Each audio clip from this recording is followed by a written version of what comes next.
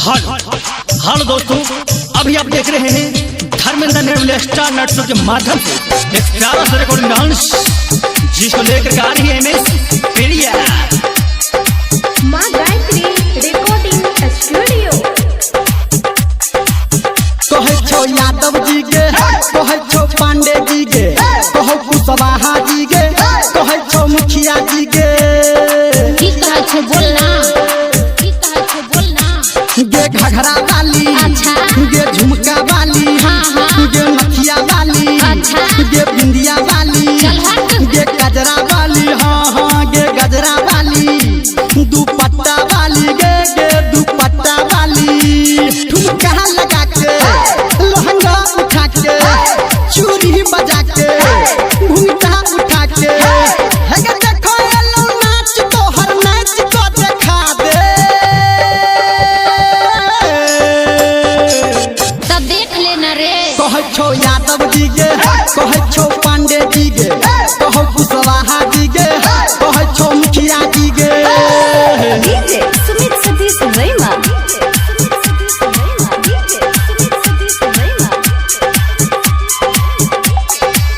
अभी आप सुन रहे हैं सावरिया म्यूजिक। हेलो हेलो, ये डीजे वाले भैया थोड़ा बेस बढ़ाइएगा माइक का। हेलो, ठीक है दोस्तों, इनाम के दौर में हमारे गांव का और यहाँ का यादव जी इस छमिया का नाच देकर 501 रुपया का नोट दिया है। हे गे तोहर नाच देख के छौरी आदल को यादव जी। हे गे 500 के नोट किछ कहबी गे। यो यादव जी के धन्यवाद हमारा ओकरे से छैका। चल ठीक है, यो यादव जी के धन्यवाद हमारा ओकरे से छैका। हमरा से नहीं गे। हे गे हम हूँ जियो दीवाना तोहर हमरो आ झुमा दे गे। चल हट। कहे छो यादव जी के, कहे छो पांडे जी के, कहो कुशवाहा जी के, कहे छो मुखिया जी के। गे जयपुर वाली, गे दिल्ली वाली, हाँ गे पटना वाली, गे मुंबई वाली, हैदराबाद वाली, कलकत्ता वाली, बंगाल वाली, हाँ हरियाणा वाली, लखनऊ के मलका, कश्मीर के फुलवा, बिहार की गोरी, यूपी के छौरी। अगर कहाँ से लगतो जब नाम तू बता दे।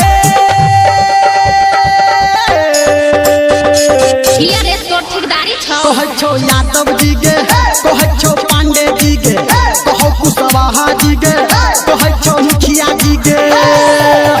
चल सतीश रैमा।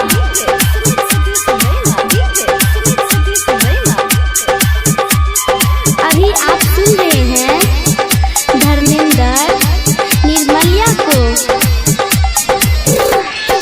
हेलो हेलो, श्रोता बंधु और देखने वाले भैया थोड़ा अपना सीट को दबाए रखे। और ए भैया बीच में कौन खड़े हैं? हाँ बैठ जाइए आप। और हाँ भैया, इनाम के दौर में पांडे जी आए हैं। पांडे जी, पांडे जी, हे गे पांडे जी तोहर नाच देख के छौरी आदल को 2000 के नोट किछ कहबी गे। पंडित जी के शुक्रिया आय है, हम छौरी राध किया। अच्छा पंडित जी के शुक्रिया हम छौरी राध किया। बुझली? बुझ गलियो, लेकिन सुन कि हमरा मन के घंटी छौरी टन टन तू बजवा दे। चल ठीक छै बाबू। कहे छो यादव जी के, कहे छो पांडे जी के, कहो कुशवाहा जी के, कहे छो मुखिया जी के। गे फीता वाली, गे अलता वाली, गे चूड़ी वाली, गे पायल वाली, बाजूबन वाली, हाँ गे नखरा वाली, गे चोली वाली, हाँ जीजा के साली। मकान लो ले तू, दुकान लो ले तू, ईमान लो ले तू, हमर ध्यान लो ले तू।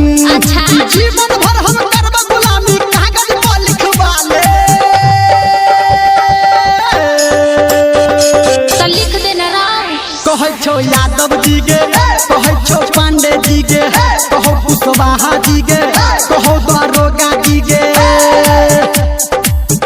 जी हाँ दोस्तों, अगर आप भी धर्मेंद्र निर्मलिया का प्रोग्राम करवाना चाहते हैं तो हमारा कॉन्टेक्ट है 78 27 80 63 92।